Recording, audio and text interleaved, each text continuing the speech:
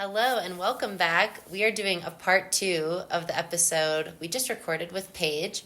So we had a little break and we'd really like to get into some of what we hinted at in the last episode, which is our most recent experiences with mushrooms. And I'll just give a little bit of background. So for me at least, mushrooms are really the gateway to the plant medicine world for me, and I never would have called them plant medicine or quite frankly anything like sacred or medicine-y. To me, it was just a fun recreational time, but that's kind of what started me on my whole journey. And mushrooms really helped me open up my mind, and I munched on mushrooms many, many times in my 20s, only recreationally. So then I did a lot of work with ayahuasca and wachuma and peyote and other plant medicines, and have recently come back to mushrooms. So in a completely different way, with a very new viewpoint and perspective on them.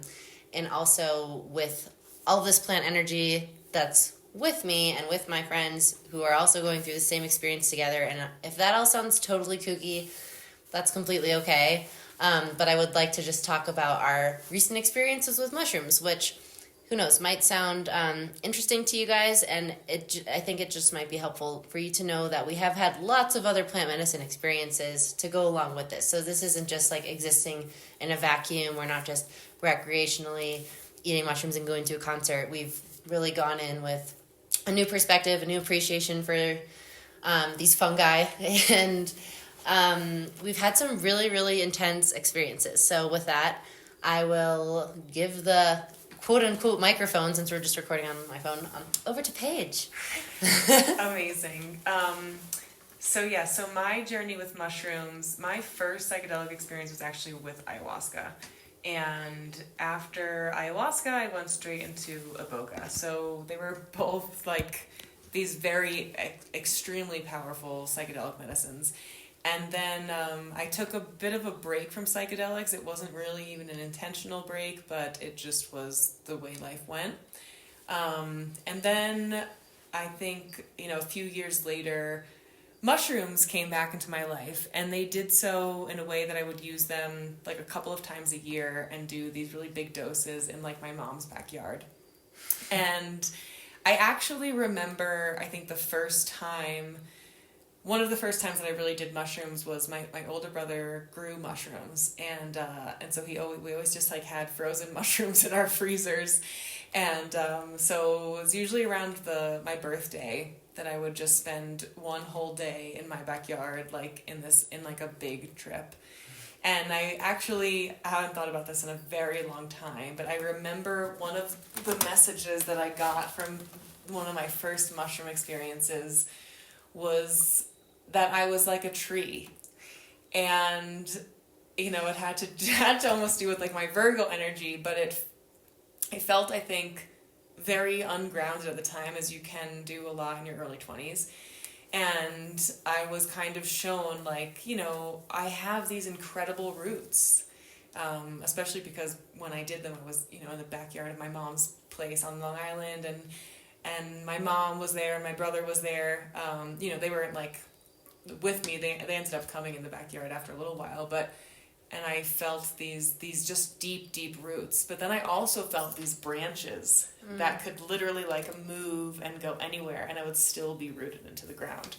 And it kind of like it just took a lot of weight off of my shoulders, because I think I felt very trapped in my life in a lot of ways, but didn't know which way I could free myself. And mushrooms just kind of gave me this gift of like, you're both ground. Not that you're trapped, but it's like you're grounded, but also like you can reach the ethers, and it was a really, really beautiful message. And I remember my mom and my brother then came back into the backyard and like powwowed with me for a while, and then it just turned like so silly and ridiculous, and I was trying to explain things to them, and they're like, okay. Anyways, that was a long tangent, but then, when I went through, so I used mushrooms quite a bit, multiple times a year for like these bigger trips, and I would do them by myself. Sometimes I would do them just with an eye mask on, like in my bedroom and things like that, and they always really shifted something for me. But then when I went through a really, really hard time, I leaned pretty heavily on mushrooms. I first went back to ayahuasca, and then when it came time to go like back to my life, I was microdosing mushrooms and then also taking pretty big doses fairly regularly. I think like at least a couple of times a month, if not more. And it helped me change my life completely. It helped me as I, for the first time in my adult life, identified a eating disorder that I've had since I was a young girl, and allowed me to have softness with myself as I tried to embark on full recovery of that eating disorder. And I just could not be more grateful to the tools of mushrooms for that, because I was embarking on that really, really difficult journey of recovery, also while going through a pretty painful breakup and experiencing some other familial traumas that were happening at the time. And I have no idea how I would have been able to do that or manage that at all without the help of mushrooms.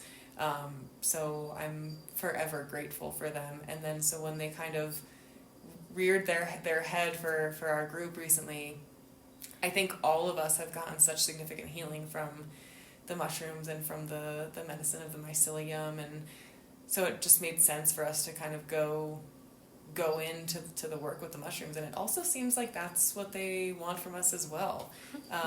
So that's a little bit of my mushroom background. Yeah, that's really cool. And when you talked about the tree, I was like, oh, I haven't heard this story, but that's really cool, because one of my dear friends, Emily Workman, and I don't know how actually close we were to getting this tattoo, but we were thinking about getting a tattoo of a tree that said something like, I'm rooted but I sway, or I'm rooted but I flow, or something like that. I can't remember the exact words, but it's like, that is such cool energy, because that's so cool. A lot of how I feel when I'm on mushrooms is, Yeah. and I might be getting a little ahead of myself, but it's like I feel so rooted and so grounded. It's a very different feeling from other plant medicines. I mean, I'm sure mushrooms can fucking blast you off too, but it's like with mushrooms, I feel so deeply grounded and just held and supported. So yeah, I loved that image of the tree. I love that came up, because I have not, I mean, this was many, many years ago, and I have not thought about that in so long. And yeah, it was such a gorgeous message. It was so freeing, because I didn't have to choose. I didn't have to float out into space, or be stuck somewhere in a way. I was like, I'm both. I mean, what a release that is, to be given that gift of knowing that. Yeah. Totally. Yeah. And so, yeah, we'll get into a little bit of what we've been doing recently, which, again, I've hinted at, but a group of us living in the Sacred Valley in Peru, who've all been working with plant medicine in one way or another, decided to revisit the mushrooms. We've been getting a lot of callings from the mushrooms. And so we decided to sit with them as a group a few times. And we started, the first time was just 4 of us. And it was pretty chill. Like, the mushrooms were not very strong. We were being extremely fucking cautious about the dosage and the environment, which is all good. But we laughed about it later, about like how ridiculously cautious we were. So it was a very, very mild day, but it was still really good. And then we've had ceremonies twice more with, similar groups. And so I want to talk kind of have your experience on those 2 times. So one of them you mentioned, I think you mentioned both of them on the last podcast episode, but in case you didn't listen to that one, we'll start with our Mountain Mushroom Club ceremony number 2. Tell us what happened, because it was a really wild ride for you, at least from what I could tell. Yeah. So basically, some context around the ceremony was that I, as a woman, when you go through your cycles, and we touched on this in the last podcast episode, but it's like every month, it's like something wants to kind of be shed from you, and a lot of stuff can just, emotional things and triggers can just come up to the surface before your cycle begins. And so I think that played a role in it, but there was a lot of other things that were going on in my life at the time that I was taking pretty hard, to be, in the spirit of honesty, some familial dynamics that seemed to just hurt some people in my family, and also hurt me, were taking place a little before that, and I was taking that really, really hard. And so I kind of knew going into this mushroom ceremony that some of that stuff might come up. And we had pretty much just finished this ayahuasca retreat like the week before. So there was still a lot of this recovery feeling in the air. Still a lot of this stuff that had risen all the way to the surface from this retreat was just kind of like, I think, sitting at the top, waiting to just be processed for a lot of us. And that was a lot of my experience. So we'd taken the mushrooms, and it was actually pretty funny because our intention was we were going to take the mushrooms, we were going to do some breath work, but we dropped in with this like amazing meditation from Alan Watts. And about 3 minutes into the meditation, you could just tell these mushrooms were blasting everybody off immediately. And like there was absolutely no way we were going to be able to do breath work. So from there, we went into our own journeys, and I was pretty calm. I mean, I think for that part of the journey, I was definitely experiencing a little bit of like heartache and a little bit of melancholy, and just kind of processing all of these things that had happened to me recently, and just allowing them to calm, and sitting with the mushrooms and all that. But my energy was pretty calm, low energy, but pretty calm. And then, the day went on, and the day went on, and then we had some friends actually come over to where we were. Now, these friends were not on mushrooms, and everybody in our group was fully, tripping balls, out there, rolling around on the grass, streaming tears, just vomiting, losing control of, the basis of reality. And I had not taken that many mushrooms at all, because I think a day before this, I had gotten very, very sick, actually, and was, projectile vomiting. So I kind of decided, I'm probably going to take it pretty easy, but the mushrooms were very strong. So I was one of the only ones who was pretty with it. I mean, Brittany was pretty with it, but she was still, So she hung back when these other friends came, and I went to go take them on this walk in the ruins of Templo de la Luna, which is right across from where we were having the ceremony, which is these incredible ruins that are over 10,000 year old, pre-Incan ruins. And there are all these different kinds of altars. The Temple of the Moon, and there's the Pachamama's womb, and condor temples, and snake temples, and it's this just incredible, beautiful area of the Andes that's covered in these pre-Incan ruins. A very special place. So I wanted to take our friends there, so I took them, and at this point it's the sun is going down, and we do this really long walk, and I had started to have all of these feelings come up during this walk. And this is even vulnerable to speak about, but it was a lot of, I was having the feeling of just being rejected. I was having this feeling of self-hatred and low self-worth, and it was every single thing that was happening during that day was scratching that itch for me and making it so much worse. I felt, why did I have to be the one to go on this walk? But then, I tried to turn it around for myself and, say this, I love doing this walk so much. So I took it very seriously, and I really wanted to show this group of friends the beauty of this ruins and how special this place was. So we did the walk, but the thing with these ruins is the energetics out there are so powerful that it can oftentimes, and for me oftentimes, make the medicine, whatever medicine you're on, go through the roof. And so we went through all of these temples. We were out there for probably close to 2 hours. And then finally the sun went down, and we went into the Temple of the Moon, which is a very, very sacred temple. And we sat, we gave offerings, we said some prayers, and then upon leaving this temple, I felt this wave of emotion come over me. And it was so powerful.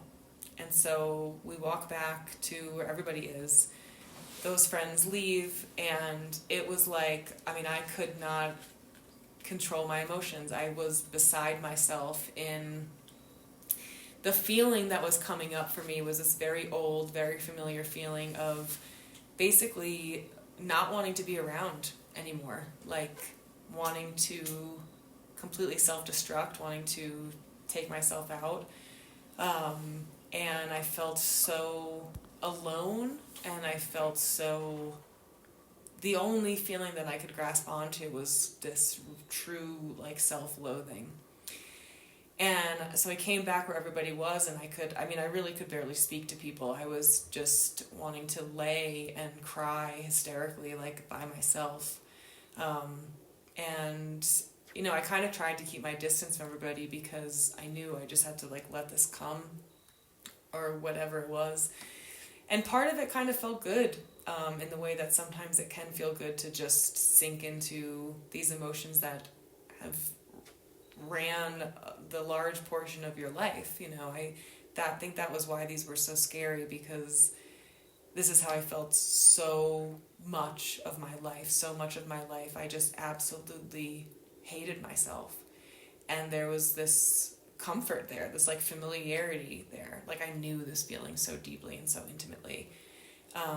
And I didn't think it would ever like rear its ugly head, especially on this amazing medicine, especially in these ruins, especially where I am in life. But when I tell you I was pulled so deeply in it, I mean, I couldn't see the fact that it was medicine. I just truly couldn't believe how much I wanted to kill myself. That was the overwhelming feeling. And I went out. I knew I just didn't really want to be around people, and a lot of the group was kind of very giggly, and that kind of triggered me in ways that just made how I was feeling that much worse, as probably you can imagine. And so I went back out with two of the other guys that were there to leave more offerings at the temple, just because I just felt I had to just kind of be out and not be around people. And I just was crying and snotting and like deep like sobs of emotions, and again just brushing up against this feeling of just how much I absolutely hated myself, and I couldn't find even one thing that I could hold on to. And then came back from that second time, and I think I ended up sitting at the table with everybody. We were having some snacks and cacao and stuff, and at this point I almost felt drunk, which I also really didn't like, because I'm sober now, but I felt drunk in the way that I felt very out of control with my emotions, that I was just at this point trying to allow my friends to be there for me, but it's kind of purging up all of these emotions that wanted to come out, and in not a decent way. I mean, it was true shadow stuff, I mean, some of my friends there, Brittany, Lou, they tried to, say supportive things to me, and it was as if I couldn't even hold it. I just was such in a low frequency that even hearing that was like an assault to my ego, because I just couldn't even grasp their kindness or what they were trying to say or how they were trying to support me. I was just in this bottomless pit of sadness and despair, and I just was there for a very, very long time. And I snapped at Brittany, and I snapped at Lou, and eventually I think just cried myself to sleep, from 3:00 in the morning or something. And I had really crazy nightmares, or one crazy nightmare, I should say, where I felt I was confronted by this man who had been in these really bad nightmares that I had as a kid, and I was like asked to take him out, basically. And I tried with like all of my might to just like rip this guy out of wherever he was, and I'm not sure I fully did it in the dream, but I woke up and I felt extremely disoriented, and I felt extremely like disconnected from who I am. I mean, the night before had been such a massive emotional like blow, that I didn't just bounce back from it. I mean, I didn't really know which way was up almost. I still felt so deeply sad, and I felt like something had been dislodged from like my sacral chakra or my center, and the only thing I could do was like sit on the ground for a while or still try and be myself for a little while, and I just get the feeling the next day was just I didn't really know which way was up. I didn't know what the fuck had happened the night before, to be quite honest. And I have done, like I said, I've done, you know, all of these extremely intense psychedelics many times, and I don't know if I've had a one trip with ayahuasca like this before that really shook me in this emotional way, but this was a really kind of life-altering night for me, and unexpectedly so. It kind of came out of nowhere, and I also wasn't expecting, just in general, the mushrooms to just do such deep emotional work, but it was a big purge of these very old, dark feelings of, you know, very low self-worth, basically, and in every instance that I could find where I was unworthy, I was finding it in that night.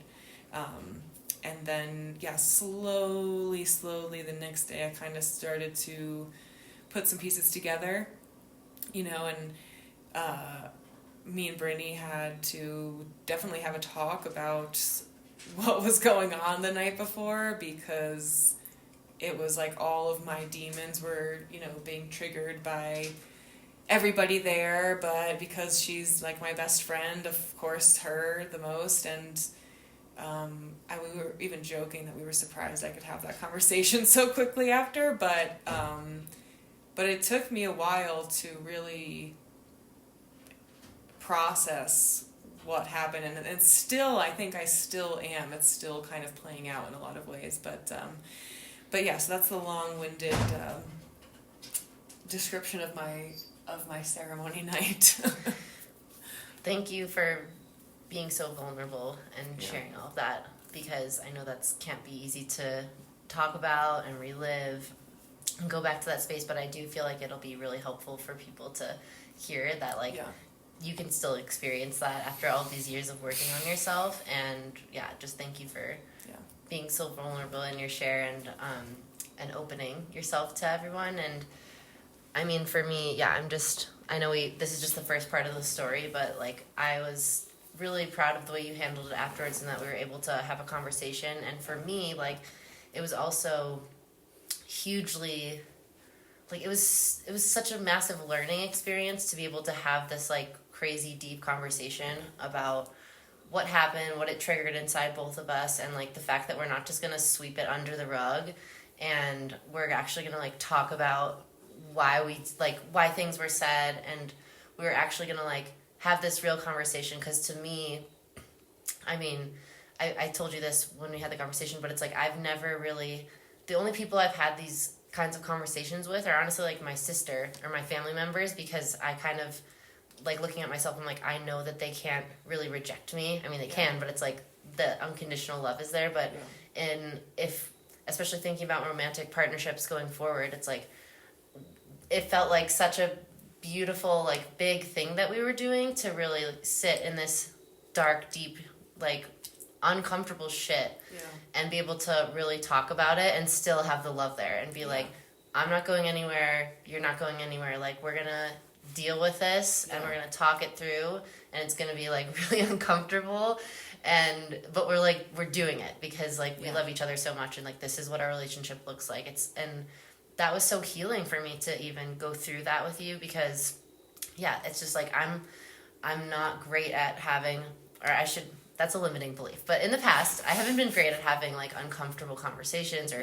clearing conversations. Like sometimes I'd rather just let everything simmer. Like I say, like, let's just like let it simmer, like let it, put it in the past. But really what that's doing is sweeping it under the rug. Like, you're not addressing it, you're not talking about it, you're not gonna learn from it, and it's just going to repeat and happen again. So yeah, I just really admire your bravery, and thank you for like that, being able to have the conversation, because that was also like really incredibly healing for me. But yeah, so after that happened, then do you want to talk, I don't know if there's anything you want to talk about like before the next mushroom ceremony, or... Well, so yeah, so that conversation between you and I, which, like, to be clear, was basically about, I think female friendships are so complex, and we're so sensitive to everything, and especially like just because of the nature of what this work is, you and I are extra sensitive to things. And so I felt like in this ceremony, like without even speaking or really spending time with one another in the ceremony, we just knew exactly where the other one was, and and I was not in a good place. I mean, that was clear, but also it was like, I think because we've gotten so close, I was putting all that projection of these bad feelings onto you. And I was like lashing out a little bit. I mean, I didn't do anything crazy, but like, but enough, enough for you to take notice, for me to be very aware of it.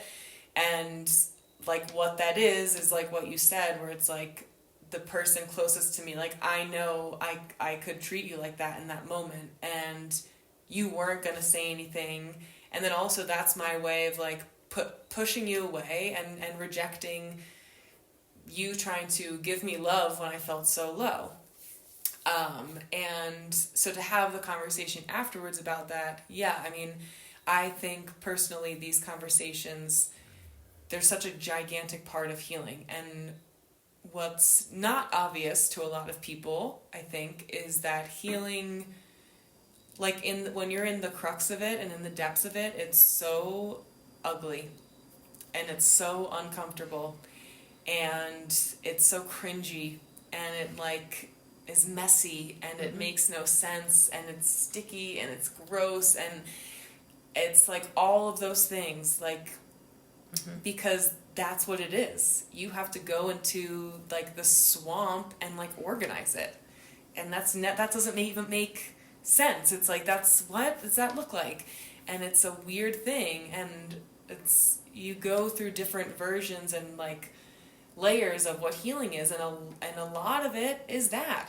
And like, I think that conversation that we had was so powerful and potent and like necessary for you and I, because we were able to really see each other and like own it. And like I can give myself some props to say, I think after all that happened, and as fucking horrible as I felt about everything, but particularly about myself, that I was still somehow able to look at where I was and what I did and own it and talk through like how I was feeling, but also how I've already understood what I was doing and learned from it. And so how do we, because also, we've got a lot of work left to do with the plants and the mushrooms. And so I think specifically for you and I to have like this level of like clarity between us, it just requires that. And so you can't push it under the rug, because then all of a sudden you're living in this world that's not honest. Yes. And it's like, we can't have that. No. That's what it is to be conscious. What it is to be conscious is like a lot of these extremely messy nights and conversations that follow. Yes. And so that was a big... Oh, the cat. Now we're leaping to something else, like the cat just leaped from the window. So, yes. And I gotta give you props. Yeah. I mean, major props. Oh, sorry, you can probably hear the cats in the background. Major props, and like, it's realizing too that like, of course I see myself in you, because we're all just mirrors of each other, really. But it's like when I see that, and this might just be reiterating what I said up before, but it's like, I notice in myself that I'm more comfortable being the facilitator role than actually being vulnerable. So it's like when we have to have these like uncomfortable conversations, it requires this level of like vulnerability and really like we can't hide from each other anyway. Yeah. So it's like we see each other, we got to speak it. And in my past, especially with romantic relationships, I would think, oh, there's fighting, let's just end it. Like, oh, there's a problem, like, we're done. And I had that mentality. Yeah. And it was just like, that literally can't, that's not what's going to happen here between me and you or any of our friends who are on this path. It's like, that's actually not what's going to happen here. And that's really uncomfortable and unsettling, but it's also fucking beautiful. So beautiful. I've never really had relationships like that before, where people are all so willing to talk about everything in this like really vulnerable way. And it's inspiring because it makes me be like, okay, well, that is how I want to act when I have a tough night, which is inevitable. Like, we're all gonna have tough nights in life and on medicine and whatever. It's like knowing that other people can hold that and they're still gonna be there is like such a medicine in itself. To have these friends where you're like, I could literally be like lashing out, or this crazy version of myself that's just my absolute shadows, and you're still gonna hold me. Like, that's friendship on a totally different level than most people experience, I think. So really proud of you. Thank you. Proud of us. Proud of us. Yeah, but I mean, being held when you are that messy and that exposed is, I mean, that is where so much healing takes place, because it's being held by this empathetic witness and in this non-judgmental way, which I think we all struggle with doing for ourselves. And so first it's like you kind of have to do it for yourself, but it's like the two things can happen at the same time. It's like, because I can acknowledge that other people are doing that for me, and like I can just live in that space for a moment, it's like it allows me and gives me permission to like do it for myself, you know? And I mean, I'm speaking for the grander world too, like, you know, we've seen that a lot, but it's very uncomfortable to allow yourself to be there. So that's when people push other people away a lot of the time.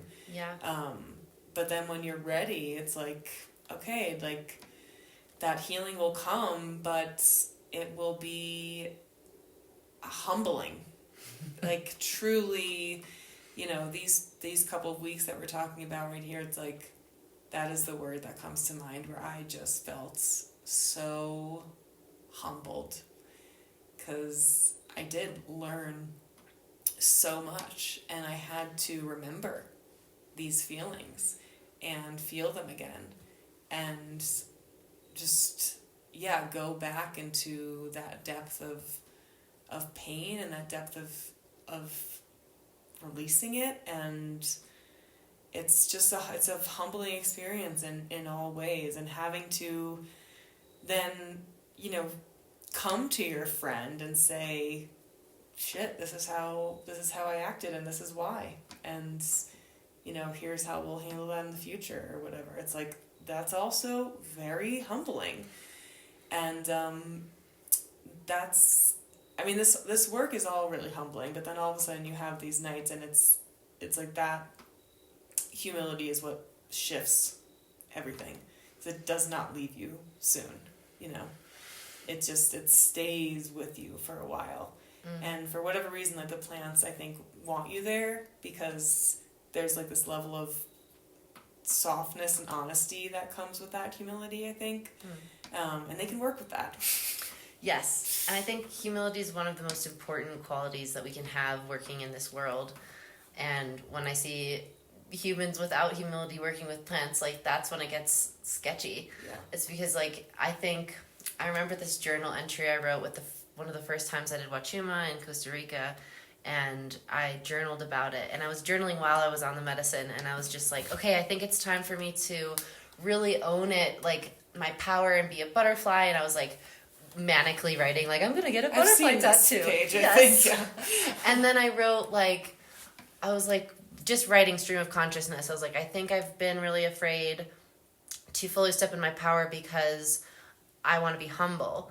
But as I'm writing, I'm like, but the plants will always humble me. Like, if I ever get if my ego ever gets a little too out of control, like, I will be humbled.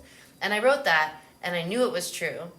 But then it's just funny looking back at that because the amount of times I've been humbled is like truly hilarious. Yeah. And it's never ending. And it's so important, but the feeling of being humbled is just, I mean, there's no other word for it. There's no other word just for like, it. It's just like, eating a slice of humble pie. It's like when someone else is doing it, I'm always just like, yes, like I know how that feels. I know how tough it is. I know how vulnerable it is. But it's not weakness. It's total strength to sit in humility and just be like, yeah, maybe I know nothing. Maybe I'm small. Like, I still have these icky feelings inside, and that's okay. And, yeah, just the humbling will never not feel like humbling. You know what I mean? It will always feel I know exactly what you mean. Even this conversation, and I'm remembering, and I'm like, whoa, that was wild. Because I came out of hearing, before this mushroom ceremony, hearing some really harsh things about myself from people who I love so much. And I think that was part of the reason this went so deeply, but also it's like that in and of itself, sans plant medicine, was extremely humbling. And then for the mushrooms to bring everything to the surface and make me look at every little thing and who I was being and how I was being and all this stuff is like, whoa. I mean, I was basically just like on my knees, and that's so tough. Yeah, and even in this conversation talking about it now, I'm like, okay, that's... Yep. Yeah. And again, I think we said this maybe the last episode, but it's like our paths are so parallel, it's wild, because I think I remember telling you, when you were in South Africa and you were feeling so amazing and I was truly so happy for you, but I think I told you, like, well, my word for the last couple months has been humility. Yeah. Like, I've just felt so humbled, like, over and over again, and it's just like, when someone says that, from this point forward, I'm always kind of just giving them a little bow, like, yes, I see you, I understand how that feels, like, it's a very specific feeling, and I kind of love it now, honestly. It's like, it's an initial ouch. Yeah. It's definitely like a ooh, and you can sometimes want to spiral into shame with humility, I think, because at least that's where I start to go. It's like when I'm humbled, my critical mind steps in and immediately wants to just like lash me or shame me or be like, give me that shame. But it's like if you can just sit in the humility without going down the shame spiral, like that's really, really beautiful. Because we don't have to feel ashamed for being humbled. It's a beautiful thing, and it's an important thing. But it is just humbling. That's what it is. It's humbling. And I do think there is something to be in that space, because it's like one of those things where if you've ever been in the ocean and like the waves are just so rough and they're knocking you down and knocking you down and knocking you down and you're out of breath and it's crazy and you've got sand in your eyes and you don't know which way is up, and then you finally like get out and get to shore and you're like, fuck, but it's like a great feeling to be out of the water. It's like you've survived, you've made it through, like your tip might be out and you lost your bottoms or whatever, but like you're on land again. That's like kind of what it feels like. That's so beautiful, and it's so human, because I think for so much of my life, and a lot of people probably listening, it's like I've been so perfectionistic, and a lot of this whole story and your whole experience and all this stuff is around like being, like, understanding that you're loved for being your imperfect human self. Like, you don't have to be this perfect version of you to be loved. Yeah. But that's just such a tough lesson to actually feel sometimes. So when I'm humbled, like, sometimes that's when I actually feel the most loved, is because I'm like, well, shit, now everyone can see, me. There's, exactly. Like, everything's been to the, like, yes, that is definitely the feeling. Like, I'm actually, like, picturing myself on the beach, like totally beat up from the ocean, and also not giving a fuck. Yeah. Like just being happy to like be alive basically from it and have just survived, and so there's something, it's like a fresh start. It's like you go through that and you go, okay, now what? Yep. What am I gonna do with that? So totally. Awesome. I love it. So the mushroom journey continues, and somehow we decided to go right back in the following week. I texted the group. I'm like, okay, maybe this is really aggressive, but there's a full moon. Yeah. Like, and it's in Virgo, which is our sign, and it just felt so like, I don't know, just I truly felt called to do mushrooms again, and luckily, like everybody else did too. So Yeah. So we pick up some more mushrooms, and we all gather same place the week later. Under the guise of the full moon in Virgo, and I was better. I had a pretty rough week, I think. I was kind of fumbling through it, like still a lot of weirdness kind of at the surface, but I was okay. And we went, and as a group, we gardened beforehand. We planted a bunch of San Pedros, which was very cool, and connected us and got our hands in the dirt and everything, so that was great. And then we took the mushrooms, and I actually took a little more this time, which I was surprised about, because I mean the last time just obviously took us through the wash, or me in particular, but yeah, it was pretty intense. And so we took them later in the day, and we put on our eye shades, and we just went into a journey. And we went into our own, like, individual journeys, and just played music. And so the mushrooms were very strong again. And they were, for me, very visual this time. Probably had to do with the eye mask. But I felt them almost immediately, and I felt very surrounded by spirits. Like, I just felt them all around me. I could see them all around me. And I was able to do the prayer for opening the mushroom ceremony, and I felt like I was in the prayer, that I had called in the elements and the directions and a lot of our favorite plant allies and spirit guides and everything, and I just felt like I could see them in like this other dimension all around me, like it was my prayer living outside of me. And then with that, I have a totem animal. I know that sounds silly, but it's come to me so many times in so many ceremonies, especially in the last 6 months. But then I also realized that I had actually, side note, done a mushroom ceremony when I still lived in New York. So now at this point, like years ago, and when I was getting really, really into breath work, and I did a bunch of breath work with the mushrooms, and I became an eagle.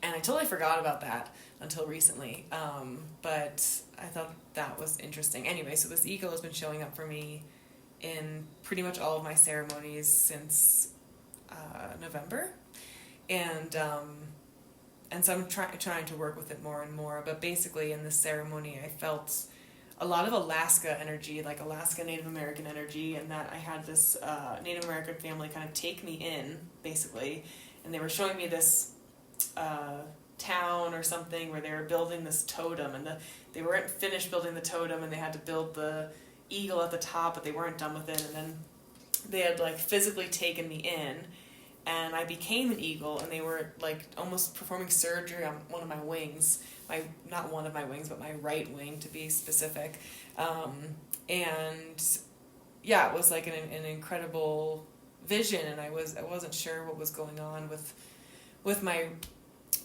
wing, but also I've had a lot of different kind of pains and stuff in the right part of my shoulder, so it wasn't that out of nowhere. And it was a pretty beautiful journey, and then I kind of started to come out of it a little bit and went to the bathroom, and when I went to the bathroom, I started to feel ayahuasca very strongly, and then I came back in the room, and I think that's when Brittany was really taking off. And it was funny because I just gotten back from the bathroom, and I think right when I came in, she was like, guys, I'm in an ayahuasca trip right now.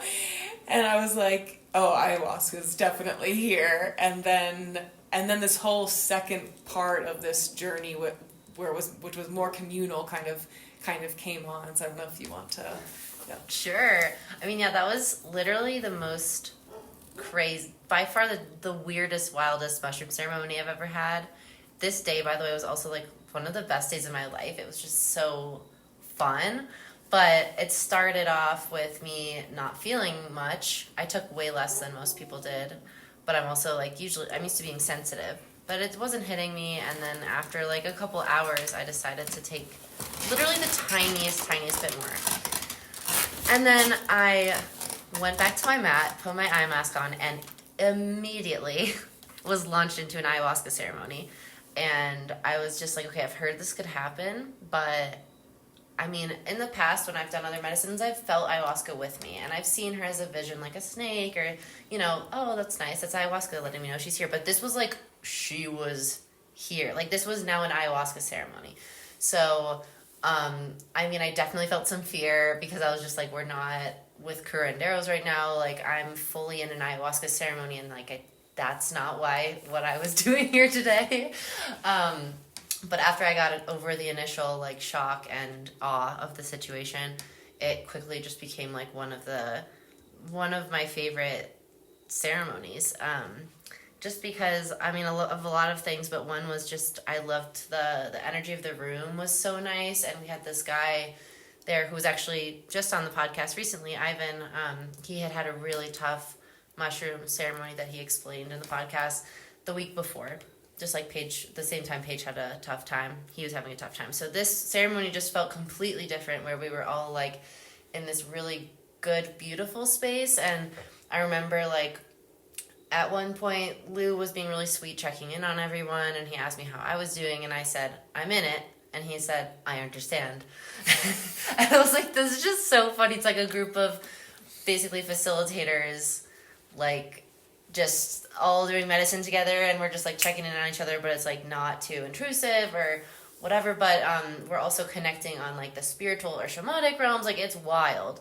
And so when he said that, and then I said I'm in it, I just kind of sat back and thought about A, how awesome the situation was, and B, like, what am I in? Like, what is happening right now? What's going on? And I just felt angels like all around me, and like on me and in me. And like, I think Paige, before I even said anything out loud, you said like that you saw angels, and I was just like, oh my God, that's crazy, because like they're here. It is wild. I mean, about it. I love that stuff. Like that to me will literally never get old. Like that is the most. No. I mean, obviously, but for some people, it's like. But for me, I'm like, that's crazy. Same. It's like seeing a dolphin. This one guy one time told me. Like, I was on this boat It's like trip. seeing a dolphin. Yes. And I was like, oh my God, dolphins. And I was so excited. And he was like, oh, is this your first time seeing dolphins in the wild? I was like, not even close. Like, I've seen them dozens of times. And every time I react, like, yeah, oh my God. You should, which is like, of course, like yeah. the same as, okay, you're seeing and feeling angels. Yeah. Like, the appropriate reaction. I mean, a good mango, I'll have that totally. reaction. So it's just like, okay. Yeah. I mean, it was truly epic. It felt, and it got even more and more epic, as we'll talk about. But it's just like, at least for me, I was like, this is epic. Like the angels, because I had that sphere around like, oh my God, maybe we shouldn't be having an ayahuasca ceremony alone, which of course we're not trying to do that. Yeah. It just kind of happened. But then it was like this presence of these angels were there, and like before I could even say something, you said something, and it was just this totally, completely magical moment and experience, and I'm just crying, and these tears are like I guess the only way I can explain it is like angel tears. Like it was a mix of emotions of like pure joy and gratitude, but also like the pain and the hurt of being human, and like how they understand and they're here for us. And like I was almost feeling like the angel energy, which I felt before, which is basically just like, oh, we understand how hard it is to be human. Like, we get it. We're here for you. And like, how crazy is it that we all have angels around us all the time, and we just don't trust it or believe it or know it. And like, how sad is that? Just like the depths of the sadness of like how disconnected we are from understanding how truly supported and protected we are. So just all of these feelings like wrapped into a beautiful moment. And I think at one point I looked up, and I can hand the microphone back to you in a sec, but it's just like I literally opened my eyes, and we're in the Maloka, and it's just the most beautiful thing I've ever seen. It's just like the sky, like the air was sparkling, like literally everywhere I looked was just glitter sparkles, like, which is just, I mean, amazing. And I'm looking everywhere, and I said out loud, like, is this, like, sparkly to anyone else? And Paige, like, gets up and looks up, and she's like, I mean, it's like a sparkly wonderland. And I was like, okay, it's not just me. Oh my god, yeah, so needless to say, I was in a much better place than the other one. But that was Yes. that was a beautiful moment. The angel moment, I think once something happened where we were talking about that you were in it and you were experiencing this ayahuasca ceremony. It was actually pretty funny because, like, at the same exact time, me and Lou got very sick and left the Maloka, and we started throwing up outside. And this is, like, again, like, kind of projectile. This is not like a mushroom throw up. And at the same time, another friend of ours who's in the far back, we just hear him start crying, and, like, it was crazy to us. Like, we all were like, what is going on? Like, mushrooms are this gateway, like, ayahuasca was flooding through, and it was pretty wild. And then I think it was after that I came in, because I remember I almost went into, like, child's pose for a second, like, post the purge. It wasn't, like, a long purge, but, and I could see behind Brittany, like, this, I mean, I don't even really know how to describe it fully, but, like, this spirit of this angel. And then there was also, like, this angel that was behind her, but it was, like, one spirit, but it was almost, like, stretched out, like it was like surrounding her. And then I could see this, like, little tiny, like, red, but, like, a happy red orb, and the orb, like, went from the angel, like, into my ear and, like made me go, like, deaf. And I was like, whoa, this is wild. And I said, I think I was like, you're surrounded by angels. Like, it was a crazy thing, and but, like, so beautiful.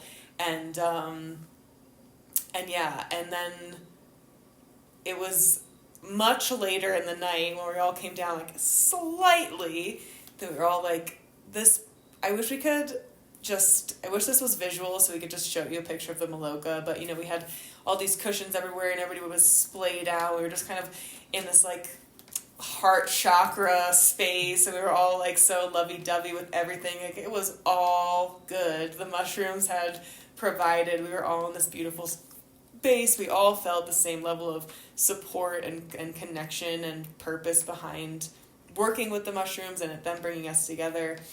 And there is, like, all of these hangings that are completely sparkly in the Maloka. And we had this lamp on, this heat lamp, and the heat lamp just, like, kind of reflects the sparkliness. And, like, when Brittany said that, I'm looking up and I'm like, what is our life? We are literally in every way, shape, and form living in a sparkly wonderland. It was absolutely incredible. So beautiful. Yeah. So beautiful. And I think I just remembered another funny moment because so before all of this happened with my trip, right when I started to feel like I'm an ayahuasca trip and, like, some fear was coming up and total discomfort, I remember you were next to me, and even though I was feeling these, like, kind of icky feelings, like, I just saw you had this, like, beautiful smile, and you were like, everything is so good, like, I just love you guys, and I just love this. And I was like, I remember saying, I'm so happy for you, because I truly was. I was like, even though I'm feeling kind of shitty, like, I was so happy to see you like that after what you had been through. Yeah. And it's like, and then you're like, well, isn't everyone feeling like this? And I was like, well, no, like, not in this moment. But it was just, like, so funny, because I was like, it's really sweet that you were, like, so, like, high, not in tripping high, but so energetically high after all of that stuff. And I was just like, that's amazing. Like, I can't believe how quickly you processed all of that stuff and got back to this, like, high vibe. It was magical. I mean, that definitely helped me, like, feel better. Of course, the tears and the angels and everything else, but it was, like, just, I loved that moment of, I'm like, okay, I'm no longer, like, Paige is no longer in that, like, the gravel, the swamp. Yeah. It was so beautiful. And then we can talk about when, after we were in the sparkly wonderland, Lou insists that we go outside. to look at the moon. Yeah. And he tried a few times, and I think it was just me and Ivan left, maybe, who were just like, were you also still in the look? I can't remember when we were just like... No, I came out first. Oh, yeah, you were the first outside. So it was like, And I think it was just me and Ivan feeling so good. Yeah. Like, and this was just, we just felt so good to just sit there and admire the sparkly wonderland, and that's it. Like, period. Yeah. That's all we were doing, and we were so content. And so Lou told us a couple times we had to come outside, and we were like, you know what, it's literally so magical in here. Like, and then finally he's like, you guys, like, do this for me, basically. So we come outside, and I've never in my life seen anything like this. It's so hard to explain, at least from, I wonder what your perspective is, because from my perspective, the moon was like high in the sky and like surrounded by a rainbow, basically. And then there were patches of clouds, but the clear patches where the stars were, like, I literally don't know how to explain it, because it, to me, felt like there were stars shooting towards us. Like, shooting stars. Every star was a shooting star, and it was rainbow. And I was just, like, completely at a loss for words. And I think all of us were. We were like, what? Like, we just kept saying, what? Yeah. Yeah, I don't even really know how to describe it, but it felt like the sky was communicating with us. It felt like we were so close to the sky, and there's this massive full moon and these like gorgeous pine trees and these crazy clouds and this entire like huge opening between the clouds, and where it was clear, it was extremely clear, and the stars were out, and like, yeah, exactly how you described it. And it was just like, looking at it, we were joking, but like the more I looked at it, the more nauseous I got. Like, it was so intense, the energy. So the energy, once we got outside, started to just take off. Like, the energy of this full moon was so wild and so primal, and I feel like it was just coming from the sky and the ground and everywhere around us, and like us being outside, like we all started to almost like take off again. It was crazy. Like, I know people talk about the energy of the moon, and I felt it for sure, especially in Aya ceremonies. And when I'm not on medicine, quite frankly, but this was like a different level of like, and I was joking, but not joking about how I was like, oh my God, I understand all these like ridiculous hippie terms, like light activation, like DNA sequence downloads, like light codes. I was like, I feel like, like I literally felt like I understood in that moment that we were getting some sort of like downloads like into our bodies, because it wasn't just cerebral. It was in our bodies. Yes. Like, people started puking, laughing, crying, and all we could say was, like, what? Like, what is going on? Yeah. And it just amplified. It was, like, anywhere we walked or went, like, I couldn't stand after a while. I just, like, collapsed onto the ground, onto my back. Like, my feet were up in the air. I'm bleeding. Like, I could feel blood just coming out from between my legs because I started my period. And I'm just, like, what the, like, I'm in this, like, dead bug position, like, the dog's coming up and, like, sniffing my crotch, like, people are just, like, we start howling, and it's just, like, it was magnificent. We went feral. We went fully feral. Yeah. And I loved it. Like, I loved it. It was special. It was really special, and I think we knew it, and we just wanted to allow ourselves to be, like, in it and as free as possible and see what comes, and, and it was wild. It was wild, and it was freeing, and it was inspiring, because I hear about people doing stuff like that, but I've never given myself or taken the opportunity to, like, fully go feral with my friends. Yeah. Or even by myself. Like, that was just totally uninhibited. Weird, just, like, and silly. Weird. I mean, it was just, like, any noise that wanted to be. And there was, like, no one else there, just us, so it was, like, totally safe to do whatever we wanted, and like none of us were judging each other, and it wasn't even like a conscious thought, oh, we're about to get wild. It just happened. It just happened. Unfolded. It was literally like it came from the sky. Wanted it. Yeah. It literally felt like that, and I've never experienced anything, but I also feel like that fully, even as we're talking about it, I'm like, I feel like that changed my relationship with the moon in a cool way, where I think I've always respected it and loved the moon. It's like the high priestess shit, but it's also like, now I feel like, holy crap, that thing's powerful. 100%. I love the moon, like, same as you. Like, big moon girl, worshipped it for a long time. But that experience of having what I had the week before, which was so intense, and then it almost felt like how the full moon affects the rising tides. I mean, it felt like that in our bodies, not only because our periods, we had just moved in together, and our moon cycles synced up with one another. So Brittany was very late, I was very early, but we both got our period on the full moon. In Virgo, our sign. And, you know, it was like the culmination of this mushroom journey that we've been on, like all the stuff that wanted to just be fully purged out. I mean, in my experience, and yeah, and for me, when I think about that, I'm like, that was the moon. That was literally, that was the moon's working. Like the moon and the plants and the whole thing, but it just felt like so much of that was magnetized and stripped away because of the moon. Yes. So yeah. Because when we went out, even as you're saying that, I'm like, when we went out later, like what, an hour or two later, when we're still feeling the medicine, the moon was covered in clouds, and it wasn't the same. It was not the same. Like, it just wasn't at all the same. No.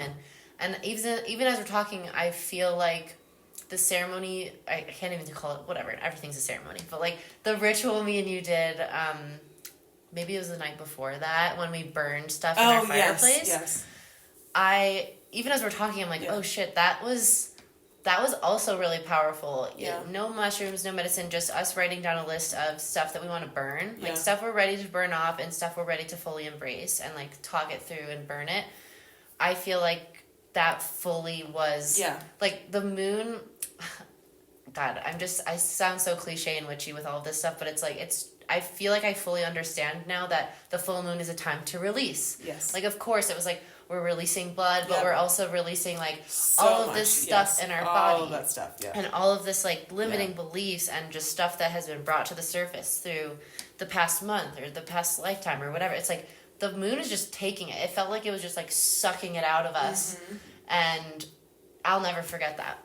Like, I'll never forget the power. I'll never forget that moon. I'll never forget that moon.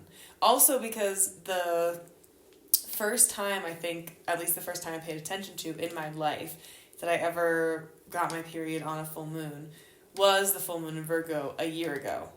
And it was equally as intense. It was like a crazy experience like that. And so, and I don't think it happened like at all exactly through the year until this moon again, where it was like exactly. That's wild. It is pretty wild. So wild. And I'm just saying it to kind of, because again, that's like a humbling thing where I'm like, is that real? What up with that? Like, that's, you can't, but it's, I mean, listen, we're talking energetics here. It's like, we're energetically so linked to the zodiac constellation of Virgo, and here's this potent full moon in Virgo. Like, we should be proud of that. Yeah. That we worked so hard to get our bodies so in line with these natural cycles that, of course, we're going to get our periods on the full moon in Virgo. Wild. Yeah. Just so wild and such a beautiful day. Can I just do, please. Wait, what is that thing that they do on TikTok now where it's like, we're witches. Of course we're going to get of course we're going to get our period on the full moon in Virgo and wipe our blood on the altar of the moon. Yes. And that's it. And that's it, exactly. Yeah, that's it. And that's our whole TikTok video. Yeah. It was just, I mean, so much of my day too was my own personal, God, just everything, like the angels and the feralness and or that's not even a fucking word, but whatever.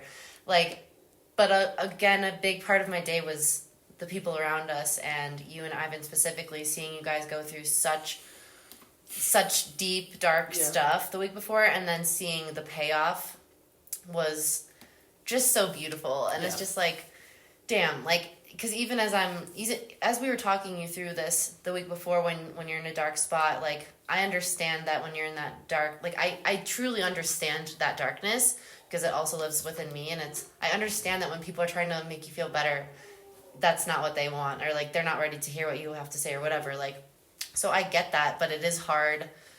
It's like, on one hand, I'm like, yes, you're you're gonna, like, this is for your benefit. This is ultimately going to be so healing for you. But, like, in that moment, it just sucks. Like, it's not fun to watch your friends struggle and be in this shit. Like, it's just not fun, especially when I was, like, so giggly that day. So it's, like, to be in this totally different energy, like, same space, same people, like, completely different energy because of all the work that you guys put in was just so beautiful. And, like, Ivan, too, was just, like, he went through a tough time that we talked about on the podcast before, but it was just, like, seeing him in this new ceremony. He had no fear. He wasn't trying to control anything. He was fully surrendered and, like, said that was maybe the first time in his life that feeling was there. Wow, he got the surrender card, too, at the beginning of the day.